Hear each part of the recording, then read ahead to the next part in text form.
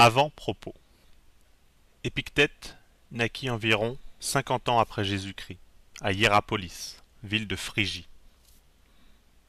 Sa famille vivait probablement dans l'esclavage. Elle est inconnue. Olugel nous apprend qu'il fut esclave d'Épaphrodite, affranchi de Néron et l'un de ses capitaines des gardes, personnage assez peu recommandable et fort impertinent. Cependant, charmé de l'esprit et des heureuses dispositions de son esclave, Épaphrodite le fit instruire par Caius Musonius Rufus, ce philosophe stoïcien qui avait ouvert une école à Rome et qui se trouva impliqué dans la conjuration de Pison. Épictète obtint la liberté, puis essaya sans succès de professer la philosophie à Rome. Dépourvu d'avantages extérieurs et peut-être aussi du talent de captiver ses auditeurs par le charme de sa parole, corps faible et maladif, ancien esclave injurié et maltraité par une multitude incapable de goûter sa doctrine, chassé enfin de Rome avec les autres philosophes sous le règne de Domitien, il se réfugia à Nicopolis, en Épire, où l'élite de la jeunesse romaine se rendait en foule pour suivre ses leçons. Sa principale maxime était « Supporte et abstiens-toi ». Il mourut vers l'an 117.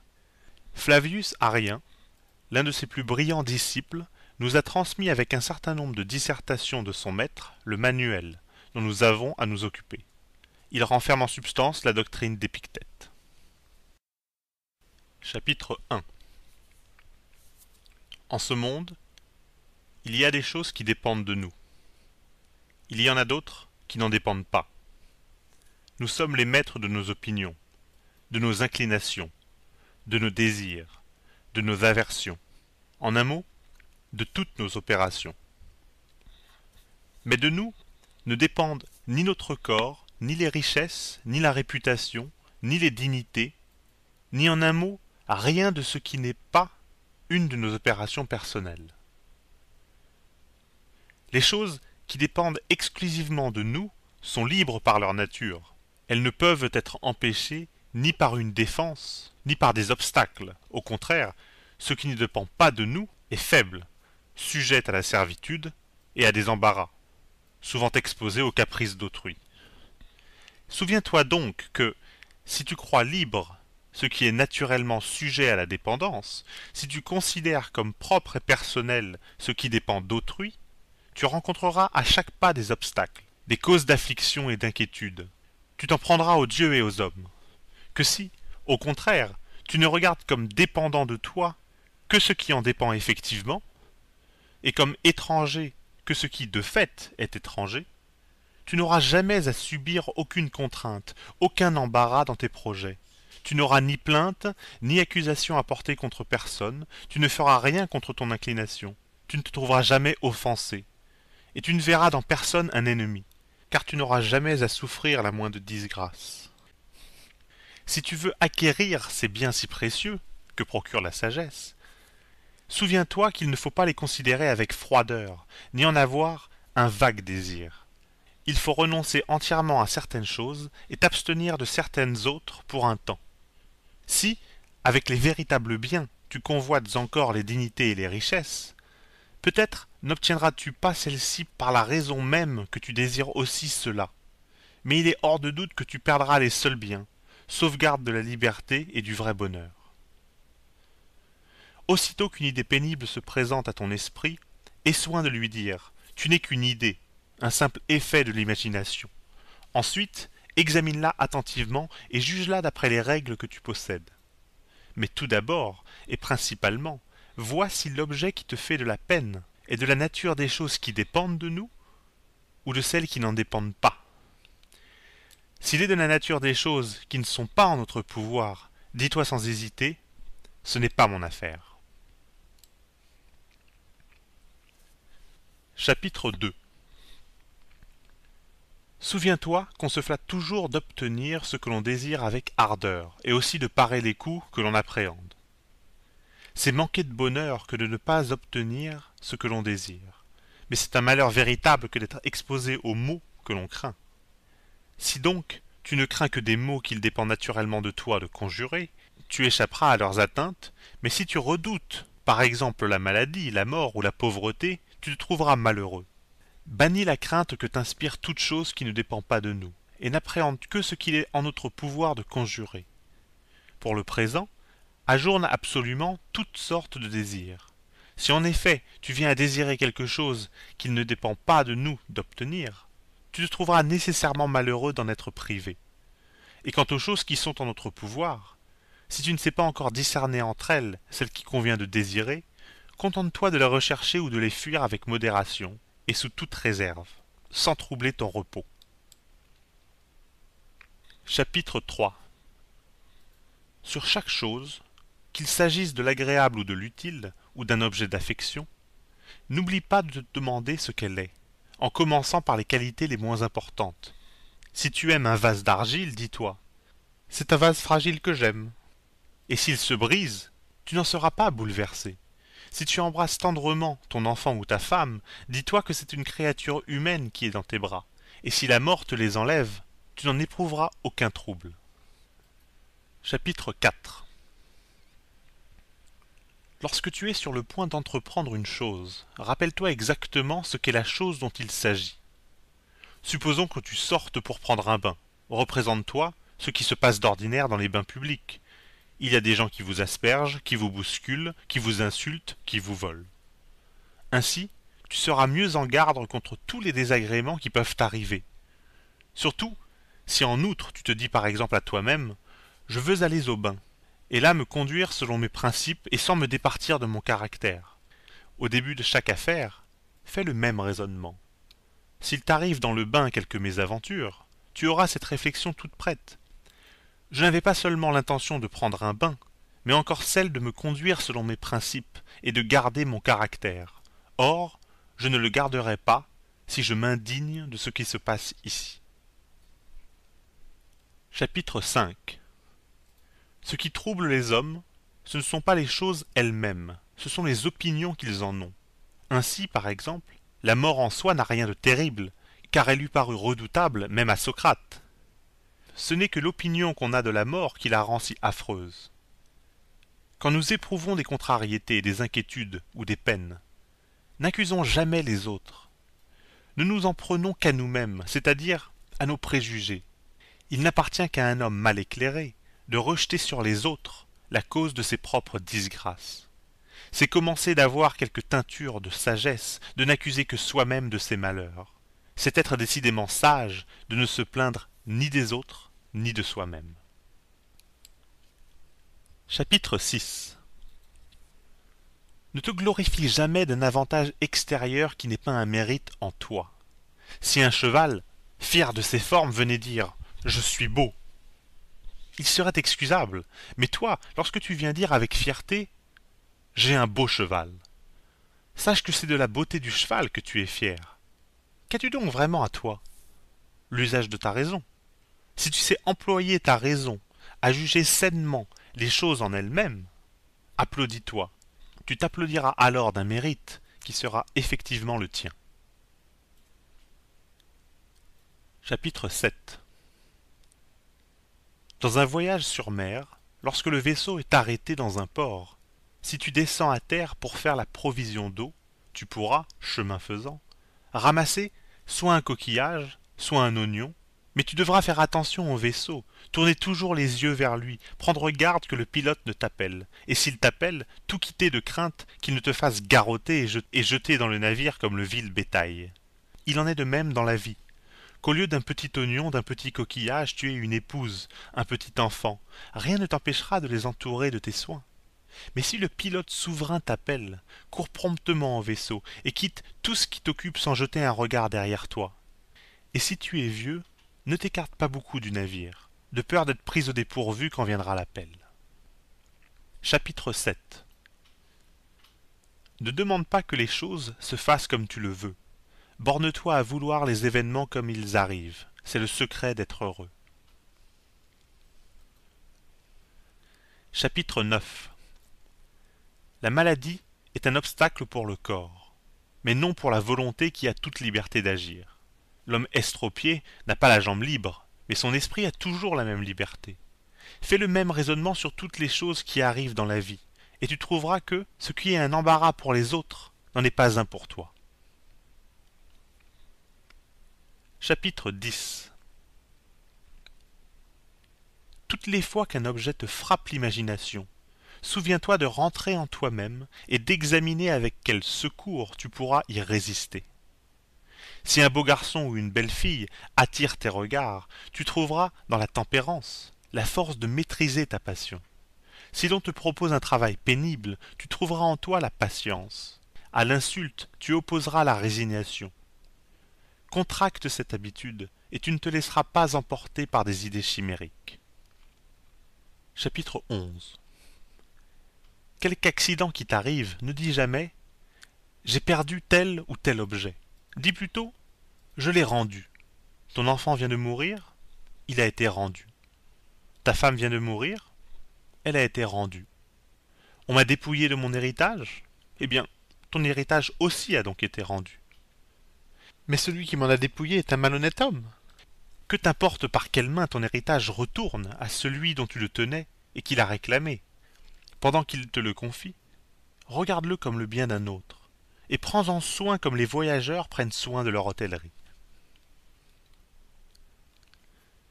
Chapitre 12. Si tu veux faire des progrès dans l'étude de la vertu, défais-toi de ces deux faux raisonnements. Si je néglige mes affaires, je n'aurai pas de quoi vivre. Si je ne châtie pas mon fils, il ne sera qu'un mauvais sujet. Il vaut mieux mourir de faim, exempt de chagrin et de crainte, que de vivre dans l'abondance de toutes choses en proie aux inquiétudes. Il vaut mieux laisser ton fils méchant que te rendre malheureux. Commence donc par les petites choses. On renverse ton huile, on dérobe ton vin. Dis-toi, c'est à ce prix que l'on achète l'indifférence, à ce prix la tranquillité d'âme. On ne surmonte rien sans qu'il en coûte. Lorsque tu appelles ton serviteur, songe que peut-être il ne t'entend pas, ou que, s'il entend, il ne lui est pas possible de faire ce que tu désires. Enfin, fais si bien qu'il ne soit pas en son pouvoir de jeter le trouble dans ton âme. Chapitre 13. Veux-tu progresser encore? Supporte la fausse opinion que l'on a de toi à cause de ton dédain pour les choses extérieures. Laisse dire que tu es un insensé, un imbécile. N'affecte pas de paraître savant. Si certains hommes te tiennent en haute estime, défie-toi de toi-même.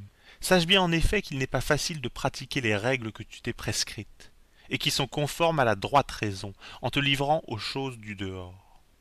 Quand on s'applique tout entier à l'un, on doit négliger l'autre. C'est de toute nécessité. Chapitre 14. Vouloir que tes enfants, ta femme et tes amis vivent toujours, ce n'est pas raisonnable. C'est vouloir que des choses sur lesquelles tu n'as aucune prise dépendent absolument de toi, et vouloir disposer de ce qui appartient à autrui comme si c'était à toi. De même, vouloir que ton fils ne fasse aucune faute, c'est une extravagance, car c'est vouloir que le vice ne soit pas le vice, mais qu'il change de nature. Veux-tu dans tes projets n'avoir aucune déception? C'est chose possible. Ne projette que ce que tu peux. Chacun de nous a pour maître celui qui dispose des choses que nous voulons ou de celles que nous ne voulons pas, quand il s'agit de les faire ou de les supprimer. Si donc un homme tient à rester libre, qu'il ne désire ni ne craigne rien de ce qui dépend des autres, sinon il tombe nécessairement dans l'esclavage. Chapitre 15. Souviens-toi qu'il faut se comporter dans la vie à peu près comme dans un festin. A-t-on servi quelques mets devant toi? Étends la main et prends-en une part poliment. Le plat passe outre, ne le retiens pas. On ne le sert pas encore, non, ne montre pas d'avance le désir d'y goûter, mais attends patiemment qu'on le serve devant toi. Comporte-toi ainsi quand il s'agit des enfants, d'une épouse, des dignités ou des richesses, et tu mériteras d'être admis à la table des dieux. Et si tu n'acceptes pas ces présents de la fortune qui viennent s'offrir à toi, au contraire, si tu les dédaignes, alors tu seras digne non seulement de t'asseoir à la table des dieux, mais même de partager avec eux la souveraine puissance.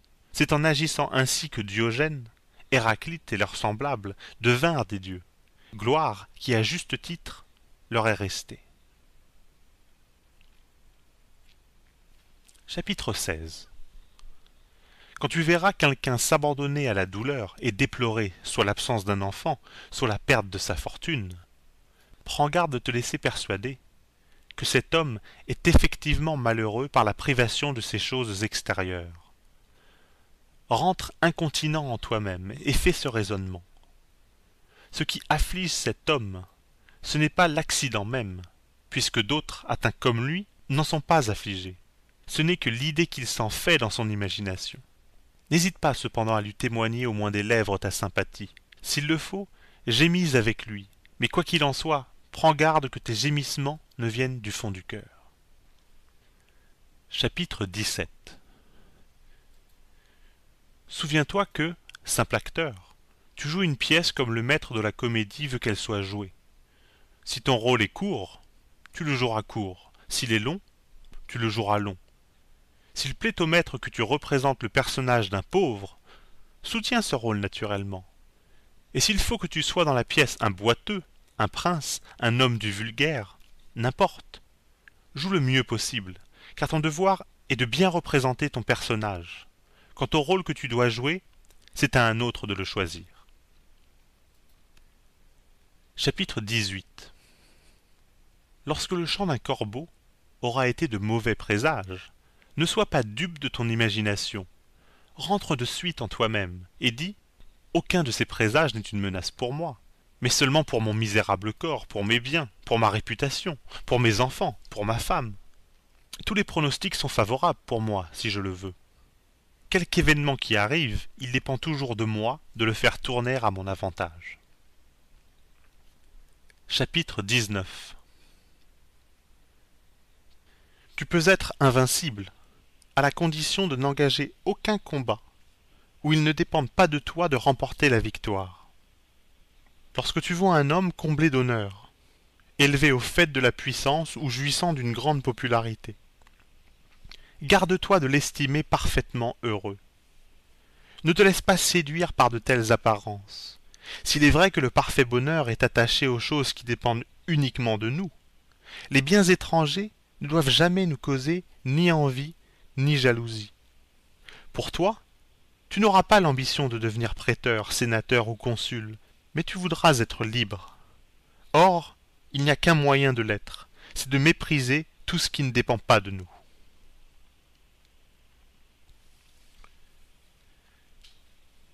Chapitre 20. Souviens-toi que ce n'est ni celui qui t'insulte, ni celui qui te maltraite qui t'offense.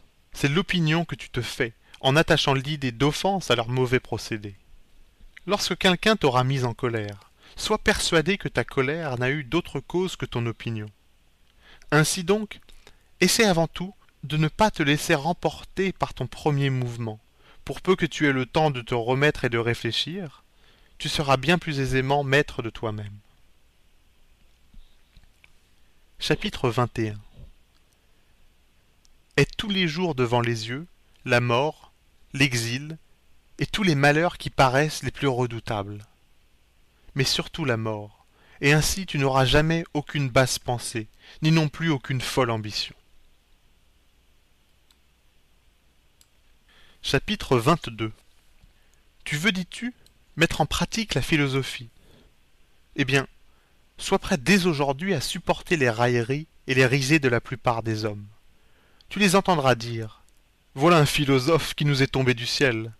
Ou bien encore « D'où nous vient-il avec son air renfrogné ?» Pour toi, ne fais paraître sur ton front aucune arrogance, mais applique-toi à suivre la ligne de conduite qui te paraît la plus sage, comme si Dieu t'avait établi spécialement à cette place. Et souviens-toi que, si tu soutiens ton caractère avec fermeté, ceux qui d'abord se seront moqués de toi finiront par t'admirer, et qu'au contraire, si tu as la faiblesse de les écouter, tu seras doublement en butte à leur raillerie. Chapitre 23. Si jamais il t'arrive de te préoccuper des choses extérieures et de vouloir plaire au monde, sache que c'en est fait de ton plan de vie. Contente-toi d'être partout et toujours un philosophe. Si tu veux de plus le paraître, parais-le à tes propres yeux et ce sera suffisant. Chapitre 24. Ne te laisse pas déconcerter par des raisonnements comme ceux-ci. Je vivrai sans honneur et sans crédit. Nulle part on ne fera cas de moi. Supposons en effet que la privation des dignités soit un mal. Tu ne saurais être responsable de la mauvaise action d'un autre, pas plus que de ses vices. Or, dépend-il de toi d'obtenir des dignités ou d'être invité à des festins? Non, dis-tu. Eh bien, comment la privation de dignité peut-elle atteindre ton honneur? Et comment pourrais-tu n'être partout qu'un homme méprisable, puisqu'il faut que tu sois vraiment un homme dans les choses qui dépendent de toi et qui seules peuvent conférer l'estime? Mais tes amis, diras-tu, ne recevront de toi aucun secours. Qu'entends-tu par ces mots, aucun secours? Ils n'auront pas d'argent de toi. Tu ne leur feras pas même accorder le droit de cité à Rome. Mais qui donc t'a dit que cela rentre dans ce qui dépend de nous, et non pas dans les prérogatives des autres? Or, qui peut donner à autrui ce qu'il n'a pas lui-même? Enrichis-toi, dira quelqu'un, afin que nous aussi, nous ayons par toi des richesses. Si je peux m'enrichir sans qu'il n'en coûte rien à mon honnêteté, à ma bonne foi, à la générosité de mes sentiments, indique-moi le moyen, et je m'enrichirai. Mais, si vous voulez exiger de moi que je perde mes biens personnels afin de vous procurer ce qui est tout autre chose que des biens, voyez vous-même à quel point vous êtes injuste et déraisonnable. D'ailleurs, que préférez-vous, de l'argent ou un ami fidèle et vertueux? Aidez-moi donc à conserver les véritables biens, et n'exigez pas de moi des choses qui me les fassent perdre. Mais je ne pourrais, dit cet homme, rendre aucun service à la patrie. Encore une fois, de quel service s'agit-il? Tu ne feras bâtir ni des portiques ni des bains. Qu'est-ce à dire? L'armurier non plus ne lui fabrique pas de souliers, et le cordonnier ne lui fabrique pas d'armes. Il lui suffit que chacun la serve dans les limites de sa profession. N'est-ce pas rendre service à la patrie que de lui donner un citoyen fidèle et vertueux? Un grand service, assurément. Ainsi donc toi aussi, toi-même, tu serais pour elle un auxiliaire précieux. Quel rang aurais-je donc dans la cité, dira-t-il encore? Celui que tu pourras obtenir en restant homme d'honneur et de probité. Mais si, voulant servir ta patrie, tu te dégrades et négliges la vertu, quel service pourras-tu lui rendre quand tu seras devenu un homme sans pudeur et sans bonne foi? Chapitre 25. A-t-on placé quelqu'un à table avant toi dans un festin? L'a-t-on salué avant toi? A-t-on eu plus de déférence pour ses avis que pour les tiens? S'il n'en résulte que du bien, tu dois être enchanté que l'on ait eu des égards pour lui. Et s'il en résulte du mal, ne regrette pas de n'y être pour rien. Mais souviens-toi qu'il est impossible que tu obtiennes jamais les choses qui ne dépendent pas de nous, sans faire les démarches nécessaires pour les obtenir. Si tu ne fais pas la cour aux grands, seras-tu traité comme celui qui la leur fait avec assiduité? Si tu ne marches pas à leur suite, si tu ne leur adresses aucune louange, espères-tu être préféré à celui qui s'attache à leurs pas et ne cesse de leur prodiguer ses flatteries? Prétendre obtenir ces faveurs gratuitement, sans donner le prix qu'elles coûtent, ce serait de ta part de l'injustice et de l'exigence. Combien vaut la laitue au marché? Une obole. Tu n'en auras qu'à ce prix. Or, un homme qui donne son obole, il reçoit une laitue. Toi qui n'as rien donné, tu ne reçois rien. Ne va pas croire cependant que tu sois pour cela plus à plaindre que lui. Il a, il est vrai, de la laitue. Mais toi, tu gardes l'obole que tu n'as pas donné. C'est à peu près ainsi qu'il faut raisonner dans le sujet que nous traitons actuellement. Tu n'as pas été invité à un festin? C'est que tu n'as pas payé à celui qui invite le prix auquel il vend son repas. Il le vend ce que vaut une louange, une basse flatterie. Si la chose te convient, mets-y le prix, et tu l'obtiendras. Car vouloir ne rien donner, et cependant l'obtenir, c'est trop de prétention, c'est folie. Mais si tu es privé de ce festin, n'as-tu rien qui te le remplace? Au moins, tu n'as pas loué contre tes sentiments un homme indigne de tes louanges. Tu n'as pas eu à supporter l'air et le ton qu'il prend avec ceux qui entrent chez lui pour être admis à sa table. Chapitre 26. Pour juger sainement les desseins de la nature, il suffit d'observer avec quelle indifférence nous considérons les événements qui ne nous touchent pas, S'il arrive par exemple que le domestique d'un autre casse un verre, tu dis aussitôt « c'est là un accident assez ordinaire ».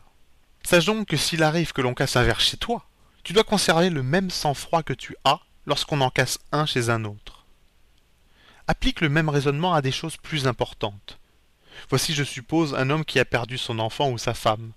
Il n'est personne qui ne dise « c'est là le sort de la pauvre humanité ». Mais qu'il t'arrive de perdre quelqu'un des tiens, aussitôt tu te lamentes et t'écries « hélas, que je suis malheureux ». Tu devrais cependant te rappeler les sentiments que nous éprouvons quand on nous annonce qu'un pareil accident est arrivé à d'autres. Chapitre 27. On ne met pas devant soi un but pour le manquer. Ainsi donc la nature du mal dans le monde est de n'être pas un but. Chapitre 28. Si quelqu'un livrait ton corps au premier venu, tu te révolterais avec indignation. Cependant toi-même, tu laisses le premier venu disposer de ton âme. Tu ne peux recevoir le moindre froissement sans qu'elle se trouble et soit bouleversée. N'en rougis-tu pas? Chapitre 29. Examine attentivement les conditions et les conséquences de chaque affaire, et ne l'entreprends qu'après mûr examen. Si tu y manques, tu trouveras peut-être quelque satisfaction au début de l'entreprise, parce que tu n'en auras pas prévu toutes les suites. Mais plus tard, voyant apparaître des conséquences fâcheuses, tu n'en éprouveras que de la confusion. Tu veux remporter la victoire aux Jeux Olympiques? En vérité, je le voudrais bien aussi, car cela est fort glorieux. Mais considère bien auparavant toute l'affaire avec ses conséquences, et ne te jette pas aveuglément dans cette entreprise.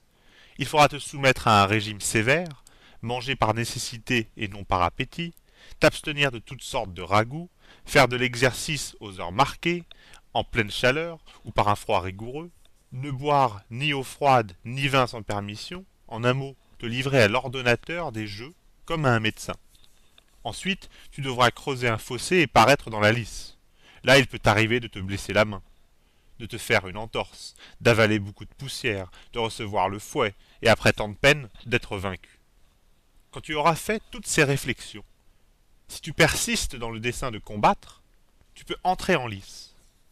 Sinon, tu te retireras comme les enfants qui s'amusent à parodier les athlètes, les gladiateurs, les joueurs de trompette, les acteurs de tragédie. Oui, comme eux.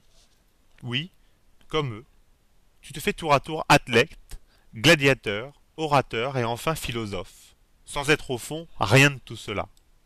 Tu imites comme un singe ce que tu vois faire aux autres. Tu embrasses une profession, et puis une autre, selon ton caprice du moment, parce qu'avant d'agir, tu n'as pas bien examiné, retourné la chose dans tous les sens. En un mot, tu marches au hasard, et ne suis que tes frivoles inclinations. C'est ainsi que certaines gens, après avoir vu un philosophe, ou après avoir entendu dire à quelqu'un, comme Socrate avait raison de le dire, d'ailleurs est-il possible de parler avec plus de bon sens que ce sage, forment le projet de devenir aussi philosophe. Avant toute chose, mon ami, considère la nature de l'affaire que tu entreprends, et ensuite les moyens que tu as en toi-même pour y réussir. Veux-tu devenir un athlète accompli? Un excellent lutteur? Consulte tes bras, tes cuisses, tes reins. Les hommes ont des aptitudes différentes les unes des autres. T'imagines-tu que, en te consacrant à la philosophie, tu puisses comme aujourd'hui manger et boire à ta guise, avoir pour certaines choses des goûts de prédilection, et pour d'autres de la répugnance? Il faut te résoudre à passer des nuits sans sommeil, à travailler avec acharnement, à te séparer de tes amis et de tes proches, à être en butte au mépris du dernier de tes domestiques et aux railleries des passants, à céder le pas partout, dans les honneurs, les dignités, les tribunaux, en un mot, dans toutes les affaires. Réfléchis sur tout cela, et vois si tu n'aimes pas mieux vivre exempt de peine, dans une absolue indépendance, et sans aucun désagrément. Si tu n'as pas fait toutes tes réflexions, ne va pas plus loin, de crainte de te livrer à un jeu d'enfant, d'être aujourd'hui philosophe, demain collecteur d'impôts, ensuite orateur, et enfin intendant de César. Tous ces emplois ne cadrent guère les uns avec les autres. Il faut que tu sois ou un homme de bien, ou un malhonnête homme. Il faut que tu t'appliques à cultiver ton esprit et ta raison, ou à rechercher les biens extérieurs. à te renfermer en toi-même pour méditer, ou à te répandre au dehors. C'est-à-dire qu'il faut opter être philosophe ou un homme vulgaire. Chapitre 30. Les devoirs en général sont proportionnés à la qualité des personnes. S'il s'agit de ton père, tu es obligé d'en avoir soin, d'avoir pour lui de la déférence en toutes choses, de souffrir ses réprimandes et ses mauvais traitements. Mais diras-tu, mon père est méchant. La nature s'est-elle engagée à te donner un père accompli? Non, mais seulement un père. Ton frère a des torts graves envers toi. C'est une raison de plus d'observer tes devoirs envers lui. Ne considère pas ce qu'il fait lui, mais vois comment tu peux suivre toi-même la ligne de conduite tracée par la nature. Personne ne peut t'offenser si tu ne le veux. Mais si dans ton opinion, tu te considères comme offensé, tu le seras effectivement. De même, qu'il s'agisse d'un voisin, d'un citoyen, d'un général, tu apprendras facilement ton devoir si tu prends l'habitude d'examiner attentivement le caractère de chacun d'eux. Chapitre 31.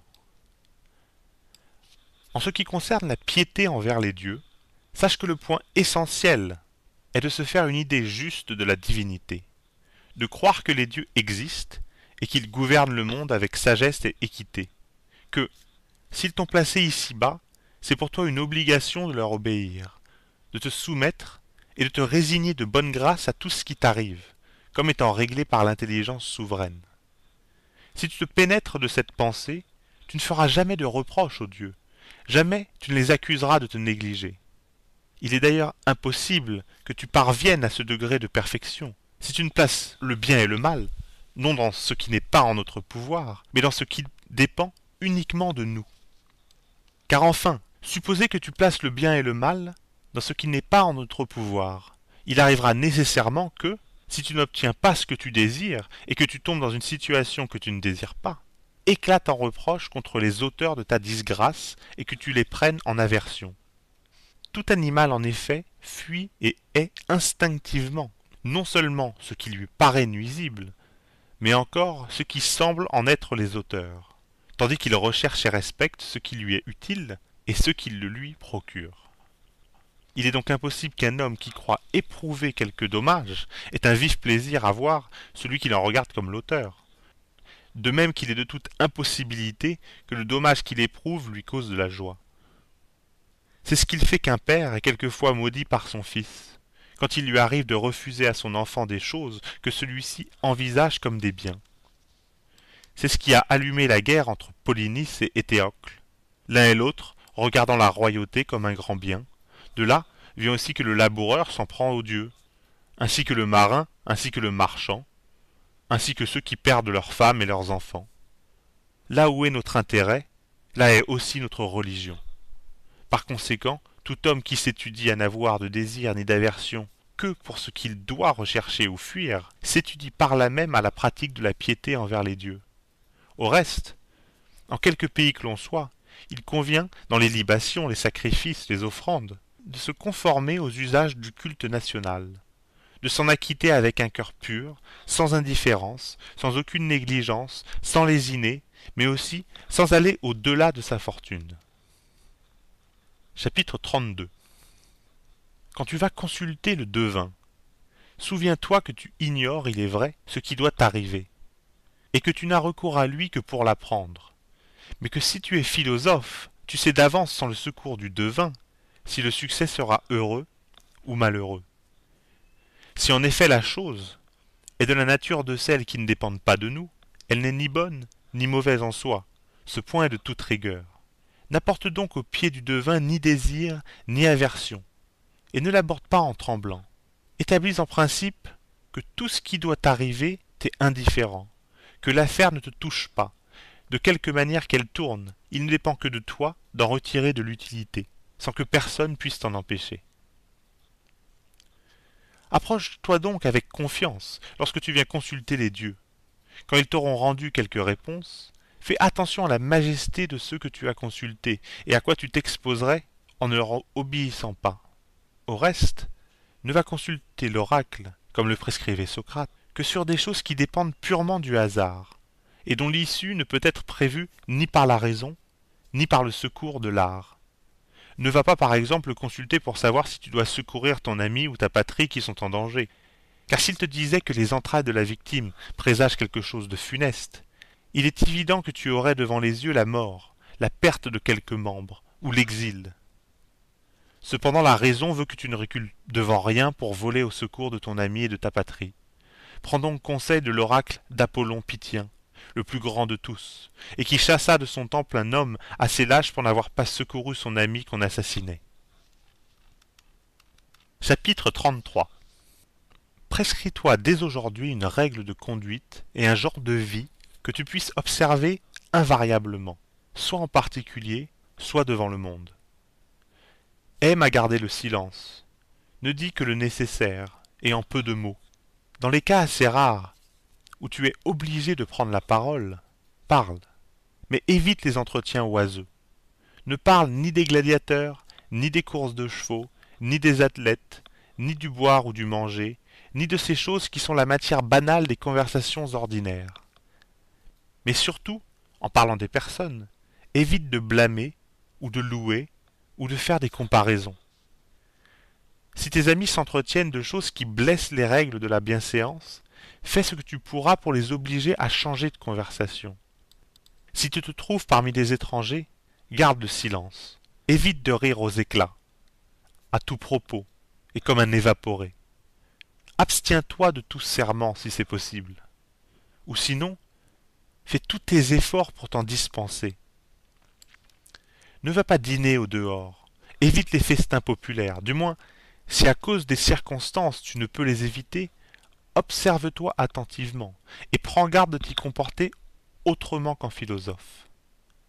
Sache bien que quiconque fréquente une société corrompue finit par se corrompre lui-même, si pur que soient ses mœurs. Ne veille à ce qui regarde le corps qu'autant que la nécessité t'y oblige. Par exemple, au boire et au manger, aux vêtements, à l'habitation, aux domestiques. Supprime tout ce qui flatte la vanité et entretient la mollesse. Autant que possible, abstiens-toi des plaisirs de l'amour avant ton mariage. Plus tard, fais-en un usage légitime, et tel que la loi le permet. N'insulte pas cependant ceux qui succombent à ses faiblesses. Ne leur en fais même aucun reproche, et ne te vante pas à tout propos de ta sagesse et de ta continence. Si l'on te rapporte que quelqu'un dit des choses désobligeantes de toi, ne cherche pas à démentir ces allégations, ni à faire ton apologie, mais réponds tranquillement. Cet homme ne sait pas que j'ai bien d'autres défauts. Il dirait beaucoup plus de mal de moi s'il me connaissait mieux. Il n'est pas nécessaire d'aller souvent au théâtre, mais lorsque l'occasion d'y aller se présentera, ne témoigne d'empressement ni de préférence pour personne, c'est-à-dire souhaite que les choses se passent sans brigue, et que le vainqueur ne doive sa victoire qu'à lui-même. Ainsi tu échapperas à toute contrariété. Abstiens-toi aussi de pousser des exclamations, de huer personne avec éclat, de te livrer à une agitation fébrile, et une fois sorti du théâtre, n'engage pas de conversation interminable sur la représentation, puisque cela ne peut servir à te rendre plus honnête et ne prouve rien, sinon que le spectacle a absorbé toute ton attention. Ne va pas inconsidérément, et sans qu'on t'y oblige, assister aux lectures et aux déclamations publiques. En y assistant, ne te dépare ni de la gravité, ni de la dignité que commande la bienséance. Lorsque tu auras des démêlés avec quelqu'un, surtout avec quelque grand personnage, demande-toi ce que Socrate ou Zénon auraient fait en pareille conjoncture, et tu n'auras aucune difficulté à te tirer d'affaire honorablement. Quand tu iras faire une démarche auprès de quelque puissant du jour, suppose que tu ne le trouveras pas chez lui, ou qu'il se sera enfermé, ou qu'on ne daignera pas t'ouvrir la porte, ou qu'il te recevra avec indifférence. Si après toutes ces réflexions il te plaît d'aller le trouver, souffre sans murmurer tout ce qui t'arrivera, et ne te dis pas à toi-même « ce n'était pas la peine de me déranger ». Ce langage n'appartient qu'à l'homme étranger à la philosophie et trop attaché aux choses extérieures. Dans tes entretiens particuliers, évite d'insister longtemps sur ce que tu as fait, sur les dangers que tu as courus. Si tu as du plaisir à raconter tes aventures, les autres n'ont peut-être pas le même plaisir à les écouter. Ne te charge pas de faire rire la société, tu courrais risque de tomber dans des manières vulgaires et en même temps de perdre l'estime que l'on a pour toi. Il est dangereux d'entamer une conversation sur un sujet qui blesse l'honnêteté. Si le cas se présente et que la situation le permet, adresse un blâme à celui qui s'est aventuré dans un tel sujet d'entretien, ou bien témoigne par ton silence, par ta rougeur, par la sévérité de ton visage que cette conversation te déplaît.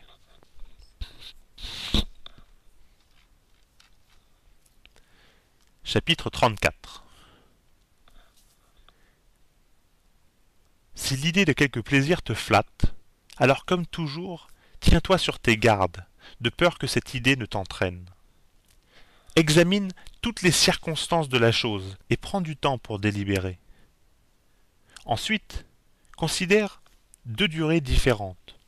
Le temps où tu jouiras de ce plaisir et celui où, après en avoir joui, tu t'en repentiras et en éprouveras du remords.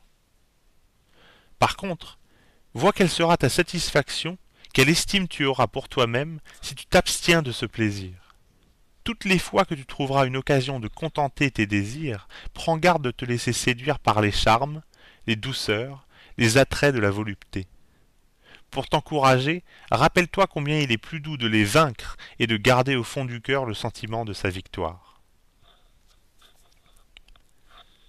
Chapitre 35.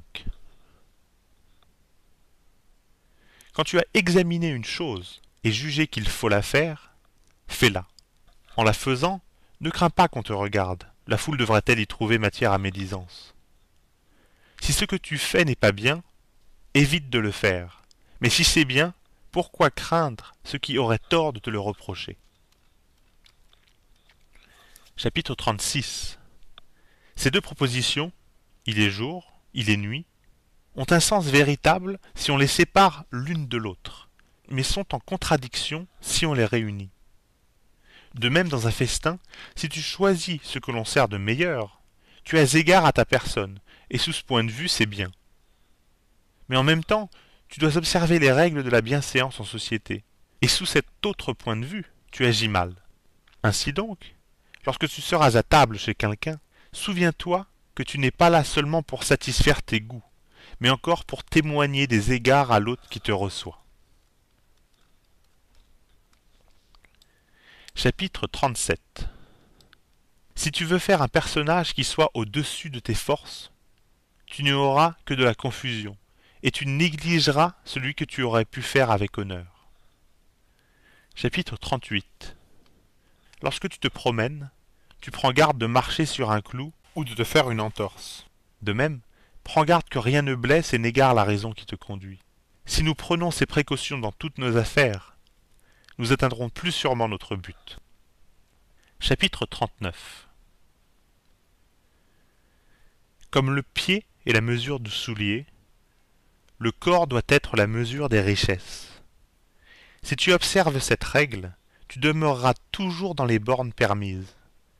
Mais si tu la transgresses, tu t'exposeras à une chute fatale. Si tu prends une chaussure qui monte au-dessus du pied, tu la voudras d'abord dorée. Ensuite tu la voudras de pourpre, et enfin brodée. Car une fois la mesure dépassée, on ne connaît plus de bornes. Chapitre 40.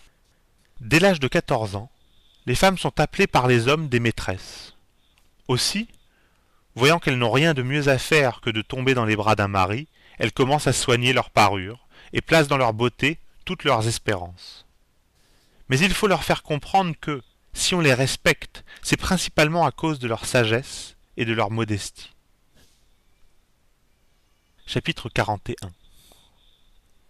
C'est la marque d'une nature grossière que de s'occuper assidûment de choses qui regardent le corps, par exemple d'exercices de gymnastique, du boire, du manger, des plus viles fonctions naturelles, des plaisirs de l'amour. Ce sont là des choses dont il ne faut s'occuper qu'en passant. Toute notre application doit se porter sur ce qui concerne l'esprit. Chapitre 42. Lorsque quelqu'un te désoblige par ses procédés ou ses propos, persuade-toi qu'il croit avoir raison de le faire. Il est par conséquent impossible qu'il renonce à son sentiment pour suivre le tien. S'il se trompe dans son jugement, il en est le seul puni. Admettons en effet que l'on regarde comme fausse une chose vraie en elle-même, mais enveloppée d'obscurité et difficile à démêler. Ce faux jugement ne blesse point la vérité. Il n'y a que celui qui se trompe qui en souffre. Si tu pars de ce principe, tu souffriras patiemment les offenses. Chaque fois qu'un homme t'outrage, dis-toi, il croit avoir raison. Chapitre 33. Toute chose a deux côtés. De l'un des deux, elle est supportable. De l'autre, elle est insupportable. Ton frère te fait-il quelque injustice? N'envisage pas son procédé du côté où tu ne vois que l'injustice, car alors tu le trouveras insupportable. Envisage-le du côté où tu ne vois qu'un frère qui a été élevé avec toi, et ses torts te paraîtront supportables. Chapitre 34. C'est mal raisonné que de dire « Je suis plus riche que toi, et ainsi j'ai plus de mérite que toi. Je suis plus éloquent, par conséquent j'ai sur toi de la supériorité. » Mais c'est raisonner mieux que de dire « Je suis plus riche que toi, ainsi mes richesses surpassent les tiennes.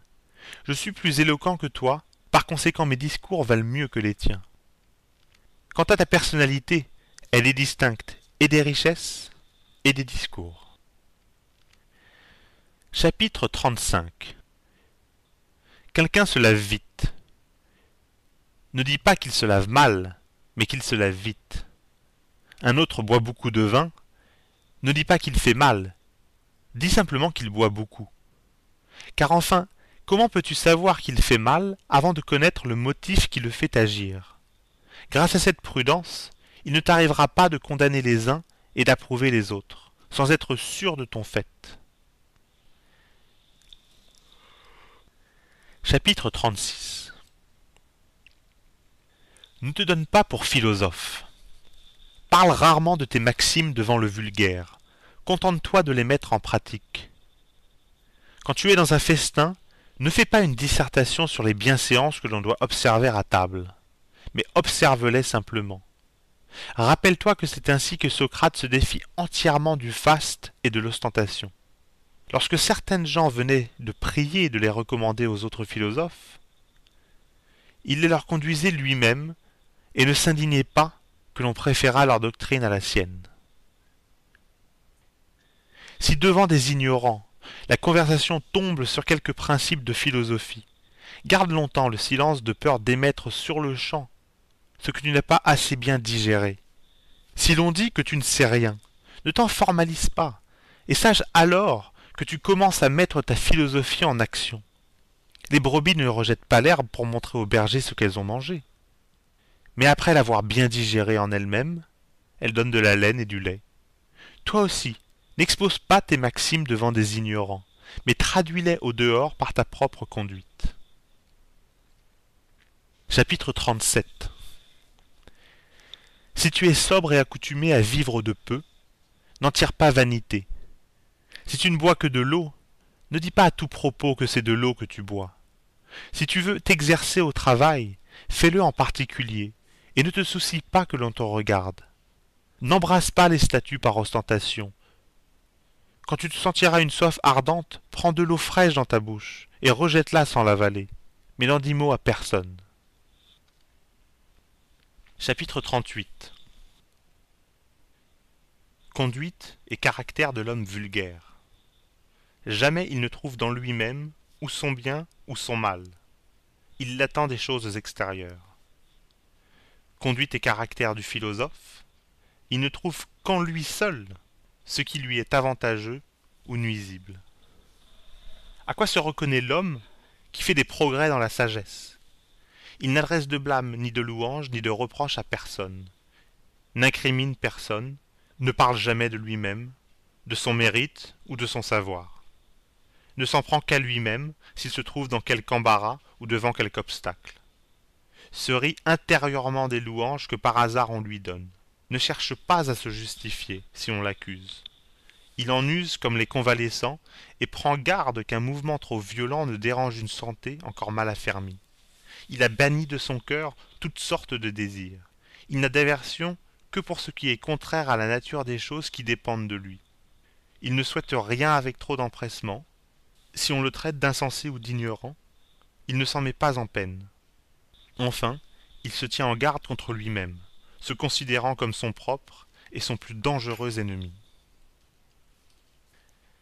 Chapitre 39.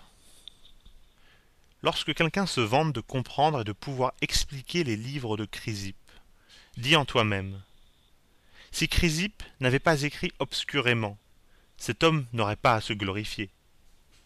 Mais pour moi, qu'est-ce que je veux? Connaître à fond la nature et m'y conformer. Je cherche donc qui peut me la faire connaître. Et, quand j'apprends que Chrysippe en est l'interprète, j'en recours à lui. Mais je n'entends pas ce qu'il a écrit. Je m'adresse à quelqu'un qui m'en facilite l'intelligence, et jusque-là, je n'ai rien fait de fort considérable. D'ailleurs, quand j'ai trouvé un homme qui m'explique ce philosophe, il me restera encore à mettre ses préceptes en pratique. C'est là le point essentiel. Car si je me contente d'admirer l'explication des livres de Chrysippe, qu'arrive-t-il? Je deviens grammairien au lieu de devenir philosophe, avec cette différence que, au lieu d'Homère, je commande Chrysippe. Ainsi donc, que quelqu'un me dise « Relis-moi Chrysippe », je resterai confondu, si je ne puis faire voir en même temps que ma conduite est en tout conforme à sa doctrine. Chapitre 50. Attache-toi aux préceptes que l'on te propose, comme à des lois que tu ne saurais transgresser sans une sorte d'impiété. Quoi que l'on dise de toi, n'y fais aucune attention. Tu ne tiens pas les langues, et cela n'est pas ton affaire. Chapitre 51. Jusqu'à quel temps différeras-tu de mettre en pratique ces excellents préceptes? Quand cesseras-tu de violer les règles de la droite raison? On t'a instruit des maximes que tu dois suivre. Tu les as acceptées. Quel maître attends-tu encore pour commencer à réformer tes mœurs? Tu n'es plus un jeune homme. Tu es déjà un homme mûr. Si tu te laisses aller à l'indolence et à l'inaction, si tu diffères de jour en jour à pratiquer ces préceptes, si tu cherches de nouvelles excuses pour t'en dispenser, tu ne t'apercevras pas que tu n'as fait aucun progrès, mais tu continueras à vivre comme tu as vécu, et tu mourras sans connaître la sagesse. Commence donc dès aujourd'hui à vivre comme un homme qui tente à la perfection. Suis toujours le parti qui te paraît le plus honnête, et que ce principe soit une loi inviolable pour toi. Quand il se présentera quelque chose de pénible ou d'agréable, de glorieux ou d'avilissant, souviens-toi alors que le moment du combat est venu, que les Jeux olympiques sont ouverts, qu'il n'est plus temps de reculer, et que, dans un seul jour, dans une seule affaire, tu peux compromettre tous les progrès acquis ou les assurer pour toujours. C'est ainsi que Socrate est devenu un sage accompli, en profitant de toutes les circonstances, sans jamais écouter d'autres conseils que ceux de la droite raison. Sans doute, tu n'es pas encore un Socrate, mais tu dois prendre Socrate pour modèle et vivre avec l'intention de l'égaler.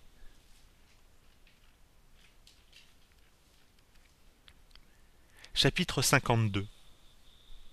La première et la plus nécessaire partie de la philosophie est celle qui traite de l'usage des préceptes, comme par exemple de ne pas mentir. La seconde est celle des démonstrations. Ainsi elle démontre pourquoi il ne faut point mentir. La troisième soutient et confirme les deux autres, examine pourquoi telle chose est démonstration, ce que c'est que démonstration, conséquence, contradiction, vérité, fausseté. Cette troisième partie est nécessaire pour la seconde l'est pour la première, mais la première est la plus nécessaire de toutes, et celle où l'on doit s'arrêter davantage. Cependant, nous faisons tout le contraire, nous nous appliquons plus particulièrement à la troisième, c'est à celle-là que nous donnons tous nos soins. Négligeant absolument la première, nous savons prouver, par de bonnes raisons, pourquoi il ne faut pas mentir. Cependant, nous ne nous laissons pas de mentir bien souvent. Chapitre 53. Au commencement de chaque action, répète ces paroles. Ô Jupiter, et toi, ô destinée, conduisez mes pas vers le but qui m'est assigné. Je vous suivrai sans résistance. D'ailleurs, si je vous résiste, je me rendrai coupable, et je ne vous suivrai pas moins. C'est être sage ici-bas que de céder simplement à la fatalité. C'est aussi se rendre compte des secrets des dieux. Mon cher Criton, si telle est la volonté des dieux, que leur volonté s'accomplisse. Anytus et Mélitus, accusateurs de Socrate, peuvent m'ôter la vie, mais me faire du mal, ils ne le peuvent pas. Fin du manuel d'Épictète.